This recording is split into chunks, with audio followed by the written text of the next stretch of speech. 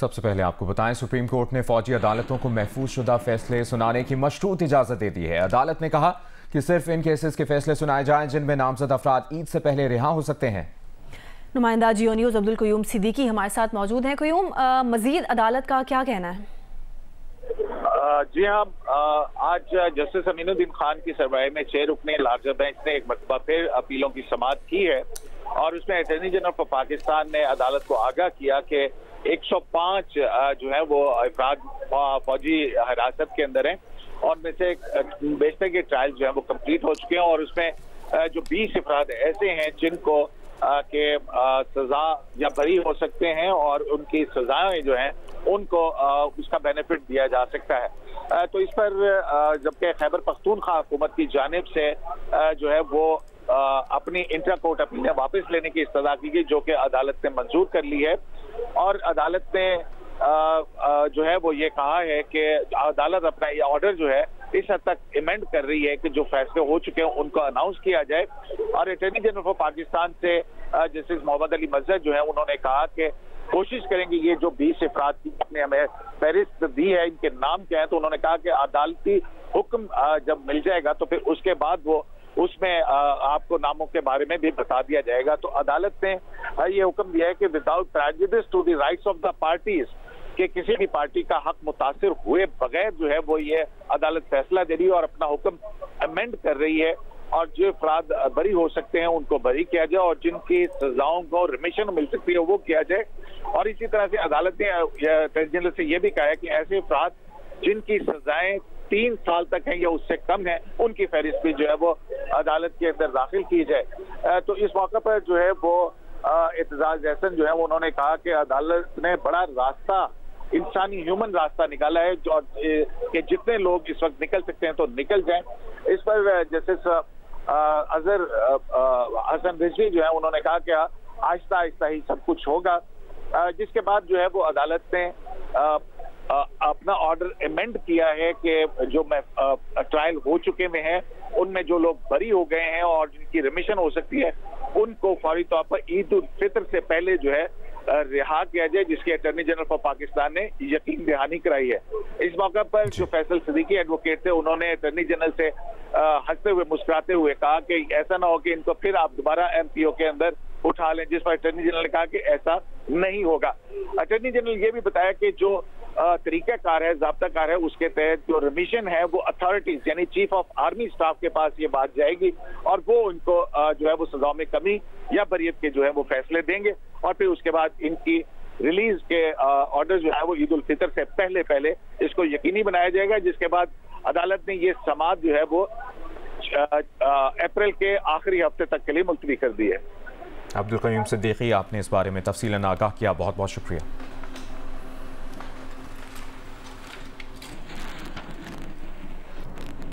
9 मई के मुकदमे में सुप्रीम कोर्ट में जमानत हासिल करने वाले 5 मुल्जिमान को दोबारा गिरफ्तार कर लिया गया है। 5 मुल्जिमान को 16 MPO अहकाम के तहत गिरफ्तार किया गया। 16 MPO के तहत अहकाम डिप्टी कमिश्नर रावलपिंडी ने जारी किए हैं। 5 मुल्जिमान के खिलाफ थाना न्यू टाउन में 9 मई का मुकदमा दर्ज है। मुल्जिमान को सुप्रीम कोर्ट से जमानत मिलने के बाद गुज़श्ता रात अडियाला जेल से रिहा किया गया था। सुप्रीम कोर्ट ने 20 मार्च को मुल्जिमान की जमानत मंजूर की थी। इंसदाद दहशतगर्दी अदालत में मुचलके जमा कराने के बाद मुल्जिमान को रिहा किया गया था। रिहाई के फ़ौरन बाद अयाज अब्बासी और सैफुल्ला समेत 13 मुल्जिमान को दोबारा हिरासत में लिया गया। गुज़श्ता रोज़ सुप्रीम कोर्ट ने 5, इंसदाद दहशतगर्दी अदालत ने 19 मुल्जिमान की जमानत मंजूर की थी।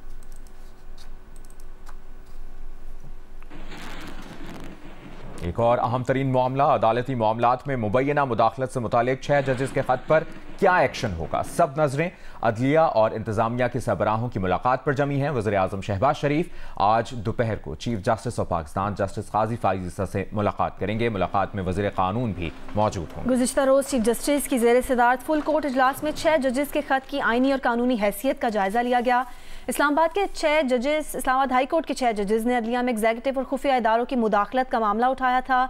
अपने साथ पेश आए वाक़यात का जिक्र करते हुए लिखा था कि तहकीकात का दायरा वसी होना चाहिए कि कहीं केसेस की समाअत के लिए मार्किंग और बेंचेस की तश्कील में अब भी मुदाखलत तो नहीं हो रही।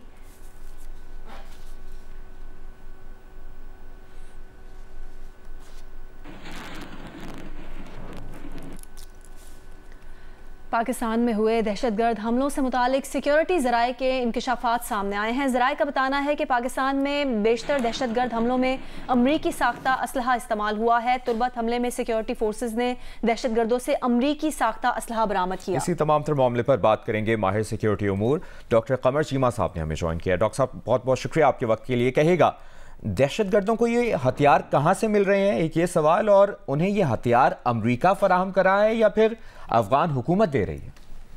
देखिए जी, पाकिस्तान और अमेरिका की तो बड़ी लंबी शराकतदारी है। हमने मिलकर दहशतगर्दी की जंग लड़ी है और हम नॉन नेटो अलाय रहे हैं अमेरिका के। बड़ा मजबूत सिक्योरिटी कोऑपरेशन रहा है जितनी भी ट्रांसनेशनल टेररिस्ट ऑर्गेनाइजेशंस के हवाले से।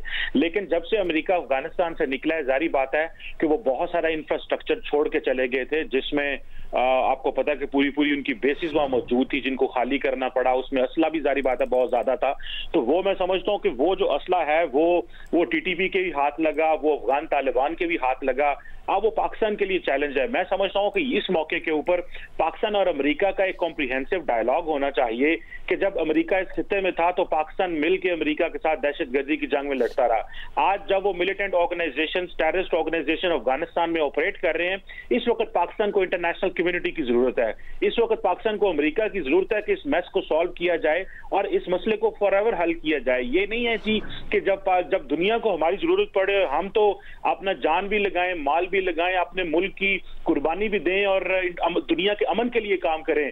लेकिन जब पाकिस्तान पे दहशतगर्द जमातें हमले कर रही हों जिनको बैनुल अक़वामी ताकतें आज से 5 साल पहले खत्म कर रही थी, तो दुनिया हमारे साथ ना खड़ी हो। और पर्टिकुलरली ये जो मसला है, मैं समझता हूँ इसको अफगान तालिबान को किसी दायरे में लेके आना पड़ेगा कि कैसे जो बैरूनी असला जो छूट रह गया था, अगर वो इस्तेमाल हो रहा है मुसलसल कॉन्टिन्यूसली, पाकिस्तान के जो बहुत सारे जो सिक्योरिटी ऑपरेटर्स है इसको समझता है कि ये इस्तेमाल हो रहा है, तो उसको कैसे हम अफगान तालिबान को अकाउंटेबल ठहरा सकें, ताकि वो जो टीटीपी के हाथ में कैसे असला लगा उनको भी अकाउंटेबल ठहरा सकें।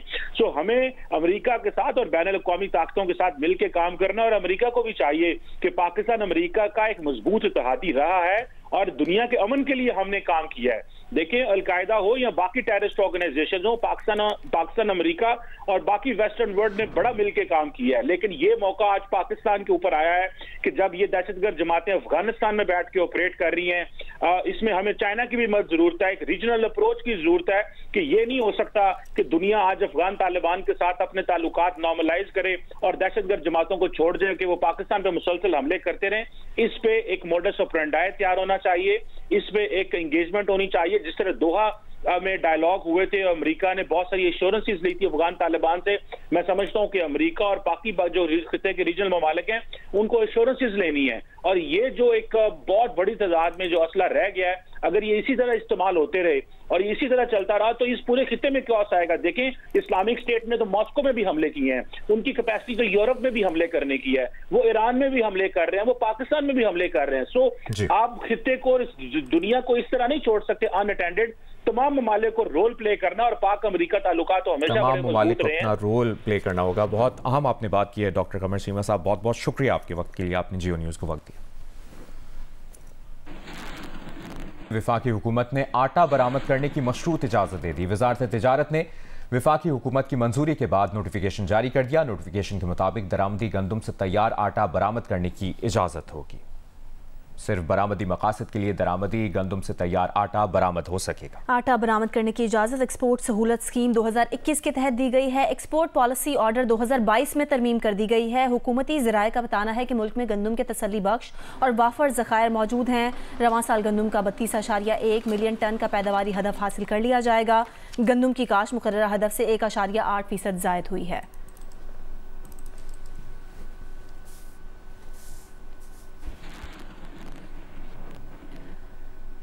टोबा टेकसिंग में लड़की को गला दबाकर मारने के वाक़े की वीडियो में नजर आने वाली खातून और मकतूला का दूसरा भाई सामने आ गए। वकील के हमरा जियो न्यूज़ को बताया कि मुल्जिमान ने कमसिन बच्चियों को यरगमाल और जान से मारने की धमकी दी थी। वक़ुआ के बाद पुलिस मुकदमा इंदराज के लिए दरख्वास्त दी, लेकिन मुकदमा दर्ज नहीं किया गया। बाद में वीडियो वायरल होने पर पुलिस ने अपनी मुद्दत में मुकदमा दर्ज किया और मकतूला के बाप और भाई को गिरफ्तार कर लिया। पुलिस तर्जुमान ने मुकदमा इंदराज में ताख़ीर के मौक़िफ़ की तरदीद की है। वीडियो में नजर आने वाली खातून मकतूला की भाभी सुमेरा है, जबकि मोबाइल से वीडियो बनाने वाला मकतूला का दूसरा भाई शहबाज है। दोनों के वकील कामरान जफर एडवोकेट का कहना है कि मुकदमा दर्ज ना होने पर शहबाज से वीडियो लेकर वायरल की। 17 और 18 मार्च की दरमियानी शब में बाप और भाई ने मिलकर 22 साला मारिया को गला दबाकर कत्ल किया था। मुल्ज़िमान ने मुतवफ़िया की मकामी कब्रिस्तान में खामोशी से तदफीन कर दी थी। पुलिस तर्जुमान का कहना है कि मकतूला के भाई का मुकदमे के बर वक्त इंदराज ना करने का मौक़िफ़ दुरुस्त नहीं। वक़ूए की इत्ला मिलते ही मुल्ज़िमान को गिरफ्तार करके मुकदमा दर्ज किया गया। गिरफ्तार मुल्ज़िमान को कल रिमांड के लिए अदालत में पेश किया जाएगा। मुतवफ़िया की कब्र कुशाई करवा कर नमूने हासिल किए और लेबॉर्ट्री भिजवा दिए हैं। मेडिकल रिपोर्ट आने पर कत्ल का तयन और मज़ीद पेशरफ्त हो सकेगी।